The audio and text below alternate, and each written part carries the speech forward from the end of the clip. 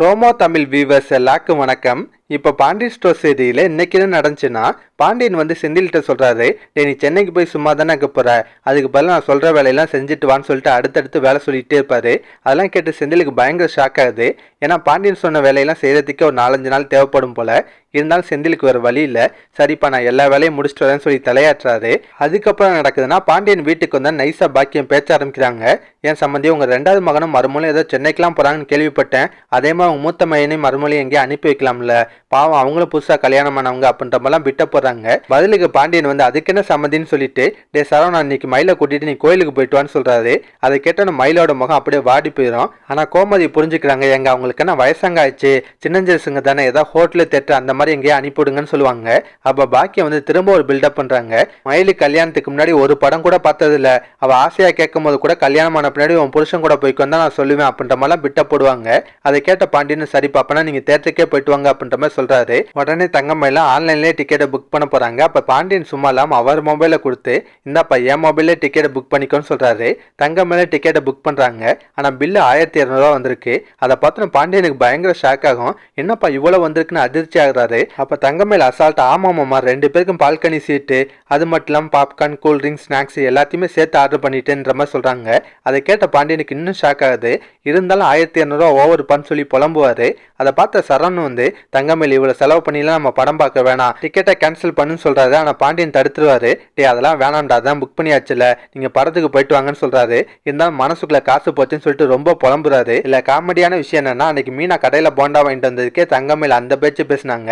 இன்னைக்கு அவங்க மட்டும் பாப்கார்னு கூல்ட்ரிங்க்ஸ் எல்லாம் வெளியே வாங்கி சாப்பிடலாமா, இதை கரெக்டா மீனா பிடிச்சி கேட்டிருந்தாங்கன்னா சூப்பரா இருந்திருக்கும். அதுக்கப்புறம் நடக்குதுன்னா, கோமதி ஒரு பக்கம் புலம்புறாங்க, 1200 இருந்தா நான் ஒரு வாரம் குடும்ப செலவே பார்த்துருவேன், ஆனா இவங்க படம் பார்க்கறதுக்கு அசால்ட்டா அந்த அமௌண்ட்டை செலவழிக்கிறாங்க. ஏண்டி நீனும் தானே படத்துக்கு போனேன், இவ்வளவு காசா செலவாச்சுன்னு சொல்லி மீனாவை பார்த்து கேட்பாங்க. அதுக்கு மீனா வந்து என்னது நாங்க போனதெல்லாம் படமா, 60 ரூபா டிக்கெட் எடுத்து கொடுத்து முன்வரிசையில உட்கார வச்சிங்க, எட்டி எட்டி படத்தை பார்த்து கழுத்து வலி வந்ததுதான் மிச்சம். ஆனா தங்கமயில பாத்தீங்களா எவ்வளவு விவரமா மாமா காப்பு வச்சாங்க அப்படின்ற மாதிரி கிண்டல் பண்ணுவாங்க. கோமதியும் விடாம காசு போச்சுன்னு புலம்பிட்டே இருக்காங்க. அப்ப மீனா சொல்றாங்க, அத்தை இதெல்லாம் வெறும் ஆரம்பம் தான், இனிமேல தான் தங்கமயிலோட ஆட்டத்தை நீங்க பார்க்கவே போறீங்க அப்படின்ற மாதிரி சொல்றாங்க. கடைசியா ராஜி சொல்றாங்க, அத்தை நான் சொல்றேன் தப்பா நினைச்சுக்காதீங்க, ஆமா முக்கியமான விஷயத்துக்கு கூட எவ்வளவு கஞ்சத்தனப்படுறாரு, அவருக்கெல்லாம் இது நல்லா வேணும்னு சொல்லி கிண்டல் பண்ணுவாங்க. கடைசியா நடக்குதுன்னா, சரவணன் தங்கமயிலும் படத்துக்கு போறதுக்காக கிளம்பி ரெடி ஆயிடுறாங்க. வீட்டில் இருக்க எல்லாத்தையுமே சொல்லிட்டு படத்துக்கும் கிளம்புறாங்க. அதோட சீரியலையும் தொடர முடிச்சிருந்தாங்க. இதுக்கப்புறம் நடக்க போகுதுன்னா, செந்திலும் மீனாவும் சென்னை கிளம்புறதுக்காக ரெடி ஆவாங்க.